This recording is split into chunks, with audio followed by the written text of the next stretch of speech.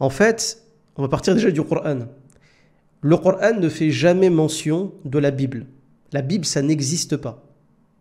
Paradoxalement, la Bible elle-même ne parle pas de la Bible telle qu'elle est aujourd'hui. Jamais. Le terme biblos, Bible, il existe dans la Bible. D'accord ? Par contre, la Bible, ta Biblia en grec, donc les livres, c'est une compilation de plusieurs livres écrits par des anonymes dans des langues différentes, avec des styles différents, avec des... Bref, c'est une compilation de plein de livres qui n'ont en réalité quasiment rien à voir les uns avec les autres, qui ont été compilés sur plusieurs siècles. Et ce codex-là, cette compilation de livres-là, n'est ni reconnu par Moïse, ni reconnu par Isa alayhi salam, ni reconnu par le prophète alayhi salatu wassalam. Nous, coraniquement, et c'est Allah qui le dit, il reconnaît des révélations qu'il a faites à certains messagers. Allah, il nous cite le Zabour, Allah, il nous cite le Tawrat, il nous cite l'Injil, il nous cite le Coran.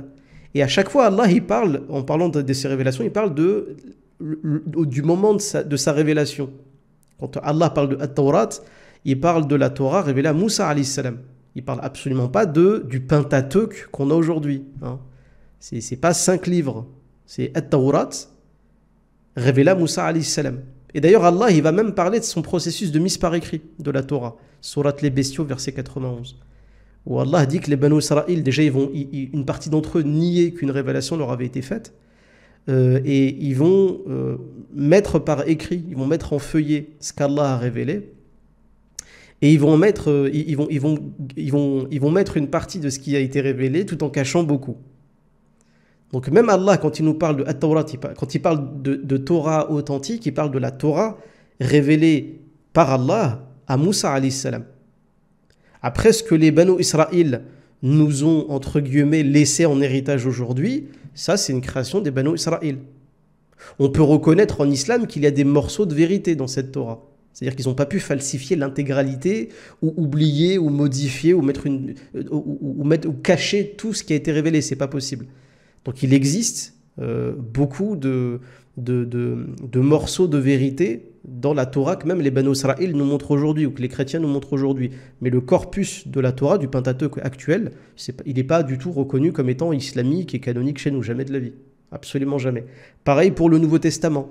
Allah Azza wa Jal, quand il nous cite l'Injil, c'est l'Injil qui a été révélé par Allah à Isa alayhi salam pour son peuple.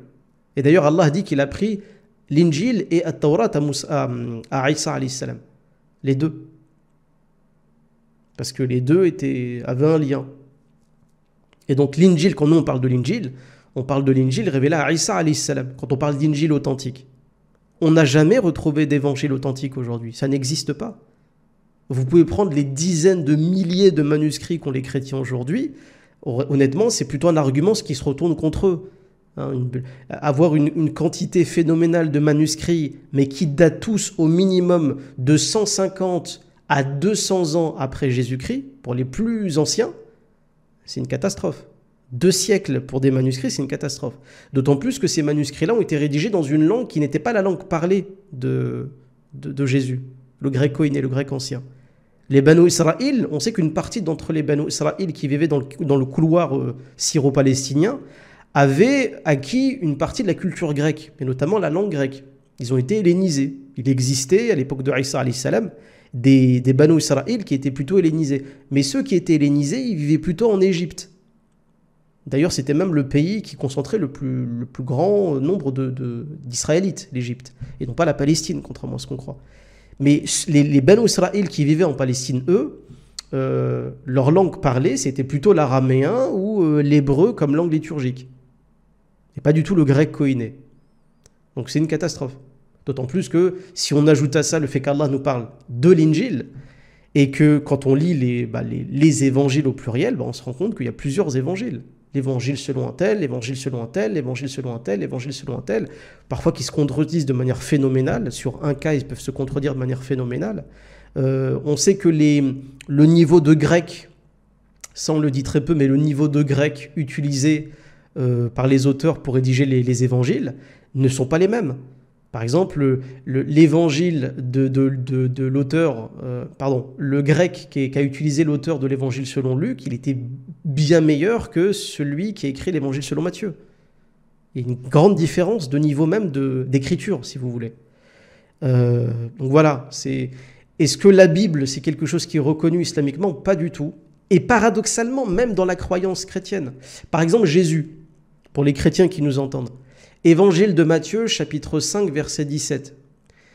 Jésus dit, et je parle au conditionnel, hein, parce qu'on n'est pas sûr qu'il l'ait dit, mais Jésus aurait dit, ne croyez pas que je suis venu pour abolir la loi et les prophètes, je ne suis pas venu pour abolir, mais pour accomplir. Alors là, la question intéressante, c'est pas de savoir c'est accompli ou pas accompli, on s'en fout. La question c'est intéressant ce qu'il dit. Je suis venu pour accomplir la loi et les prophètes. Je ne suis pas venu pour abolir la loi et les prophètes. La loi et les prophètes, ce sont deux parties de ce qu'on appelle le Tanakh. Le Tanakh, c'est l'Ancien Testament, d'accord, qui est composé de trois parties, la Torah, le Navihim et le Ketuvim. Là, Jésus, dans ce verset-là, il pose un problème au sujet du canon de l'Ancien Testament.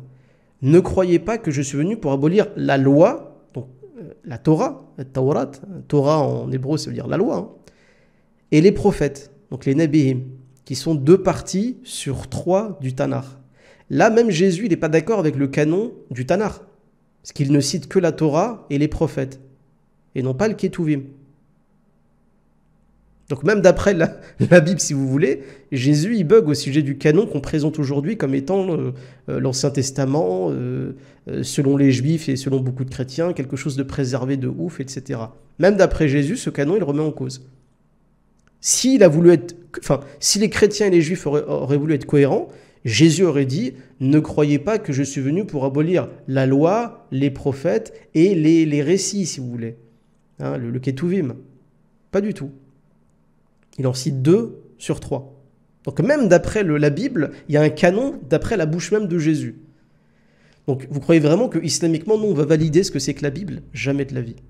D'autant plus que les chrétiens aujourd'hui admettent assez facilement que la Bible n'est pas une révélation. La Bible, c'est une création humaine qui a été inspirée par Dieu. Le problème, c'est que quand on va vérifier dans le Nouveau Testament, c'est compliqué. Vous imaginez qu'il y a un gros problème, encore une fois. Pourquoi?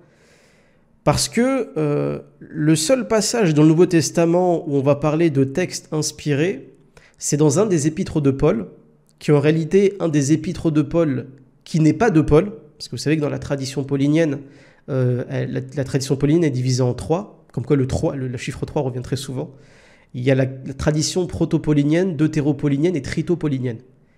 Et sur ces trois traditions, il y en a 2 sur 3 qui sont considérées comme non authentiques, c'est-à-dire ne venant pas de Paul. C'est intéressant. Ça, évidemment, les chrétiens ne le disent pas. Peut-être parce qu'ils ne le savent pas la plupart du temps, mais sur quasiment 60% des épîtres de Paul ne viennent pas de Paul. Même quand on voit que c'est, entre guillemets, autographe. Et justement, il y a une phrase de Paul de Tarse qui dit « Toute écriture est inspirée. » Toute écriture est inspirée. Alors là, c'est intéressant parce que le terme « écriture », dans le langage biblique, fait systématiquement référence à l'Ancien Testament et non pas le Nouveau. Donc déjà, rien que cette phrase de Paul de Tarse, elle ne parle même pas du Nouveau Testament. Pour une raison toute bête, c'est qu'à l'époque où Paul de Tarse aurait rédigé ses épîtres, le Nouveau Testament n'existait pas. N'existait pas. Vous savez, quand vous ouvrez une Bible, et surtout le Nouveau Testament, vous trouvez d'abord les 4 évangiles canoniques, les actes des apôtres, et après les épîtres de Paul. Et d'autres épîtres. Celles de Jacques, de Pierre, etc. En fait, normalement, c'est les épîtres de Paul qui viennent avant les 4 évangiles canoniques. Parce que Paul de Tarse, il a commencé, selon la tradition, à rédiger ses épîtres aux alentours de l'an 50-51 après Jésus-Christ. Donc il a quand même attendu 20 ans pour écrire quelque chose. 20 ans, après la disparition de Jésus. Mais en plus de ça, voilà, ce verset-là, qui est dans cet épître-là, ne vient même pas de lui, ne vient probablement pas de Paul. Ce qui est intéressant. Donc l'inspiration de la Bible, pour le Nouveau Testament, il n'y a qu'un verset qui en parle, et en plus il parle de l'Ancien Testament. Et en plus, quand on fait une étude assez simple de l'Ancien Testament, bon, vous lisez juste Baruch Spinoza, l'analyse qu'a fait Baruch Spinoza sur l'Ancien Testament, sur la Torah, ou Richard Simon. Richard Simon, qui est quand même déclaré par l'Église catholique, apostolique et romaine comme étant le père de la critique textuelle moderne.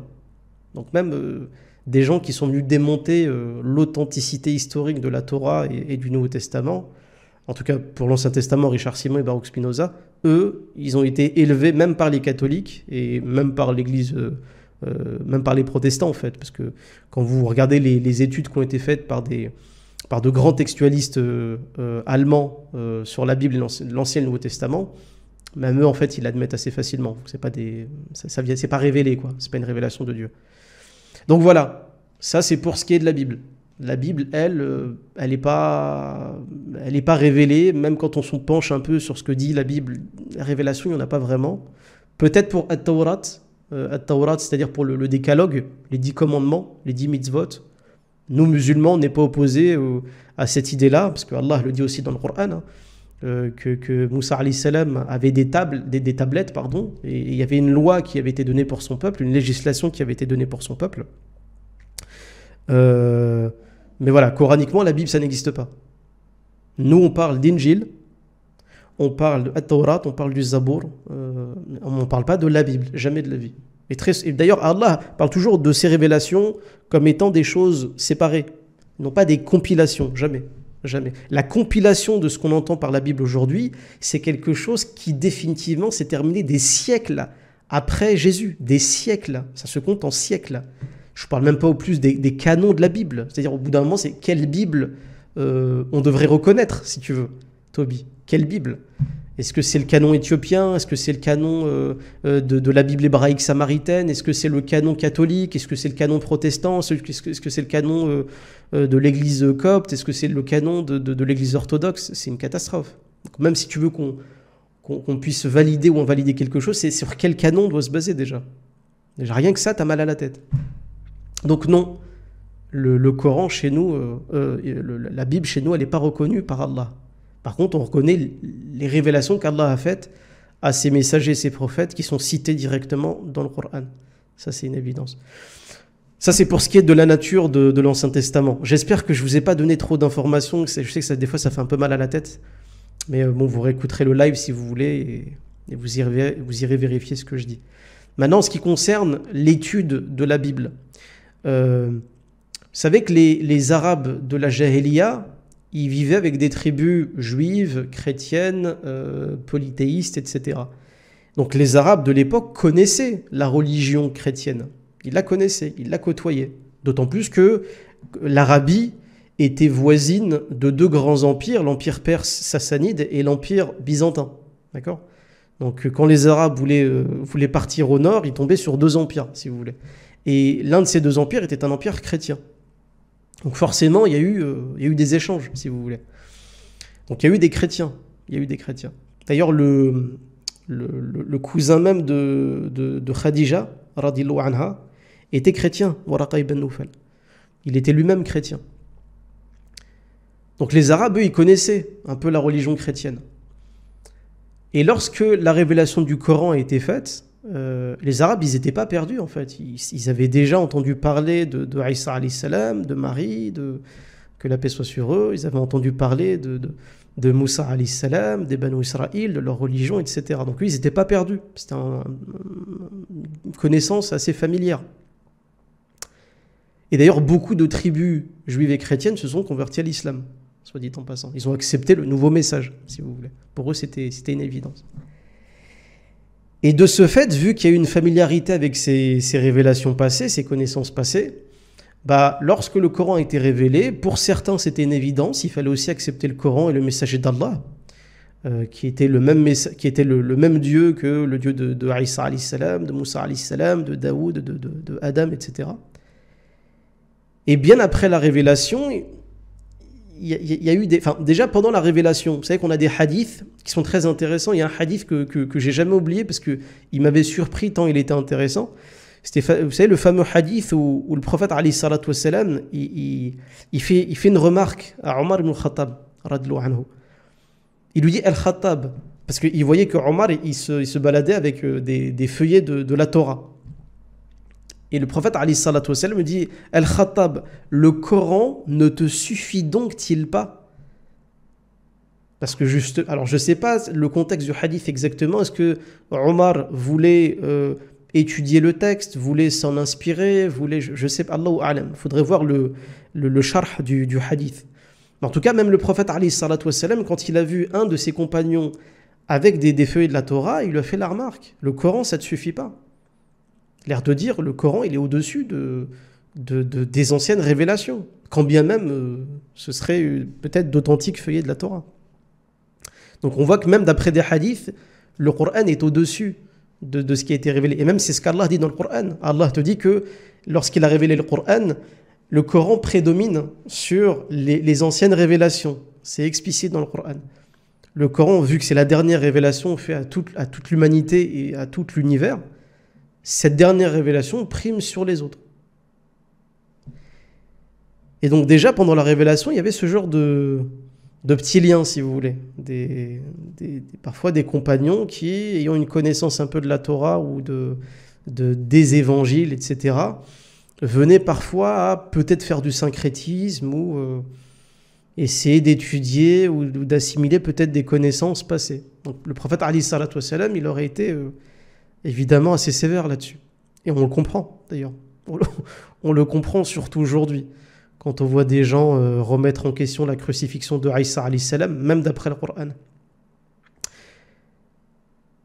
Et bien après la fin de la révélation du Coran, il y a eu un petit souci, c'est qu'il y a beaucoup de savants musulmans qui se sont inspirés de textes juifs et chrétiens pour valider ou invalider quelque chose en islam. L'autre fois, je le citais, il y avait Ibn Kathir, rahimahullah. Ibn Kathir, c'est un grand savant, et qu'Allah le récompense pour le travail qu'il a fait pour nous apporter certaines connaissances. Mais moi, je reproche aussi beaucoup de choses à Ibn Kathir, c'est que lui, il avait une méthodologie qui était assez particulière.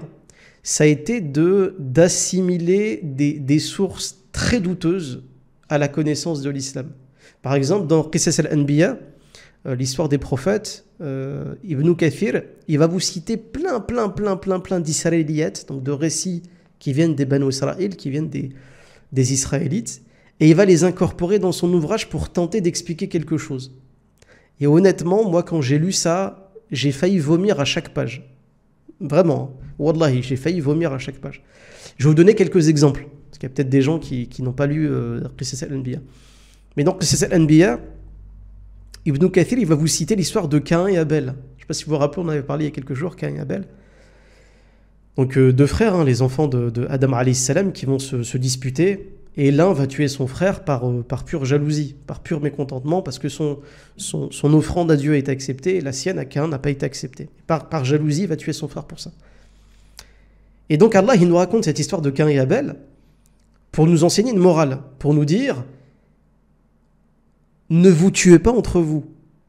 Vous êtes des frères, soyez solidaires, marchez ensemble. Ne vous tuez pas entre vous, ne vous mettez pas de bâton dans les roues, etc. Voire même plus loin, c'est que si tu tues ton frère, c'est l'enfer qui t'attend.